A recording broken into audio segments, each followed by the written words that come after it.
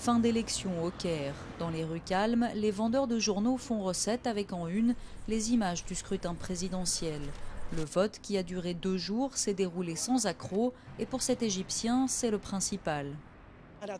C'est notre première année de démocratie. C'est comme un enfant qui apprend à marcher. Cette année, nous n'avons pas besoin d'être comme les États-Unis, la Grande-Bretagne ou la France. C'est un premier pas. Les frères musulmans ont déjà annoncé les premiers résultats. Leur candidat serait en tête. Mais pour la seconde place, 2 poursuivants seraient au coude à coude. L'ancien Premier ministre Ahmad Shafik et le militant de gauche Hamdine Sabahi. En milieu de journée, sur la place Tahrir, quelques opposants au retour de l'ancien régime protestent déjà contre Ahmad Shafik, considéré comme un vestige de l'ancien régime.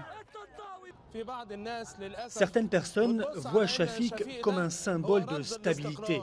Je veux leur rappeler que Moubarak, le voleur, était aussi le symbole de la stabilité. Quelle différence y a-t-il entre eux? Aucune. À la sortie des mosquées, les estimations vont bon train, mais beaucoup tiennent à rester neutres quant à l'issue du scrutin et ses conséquences.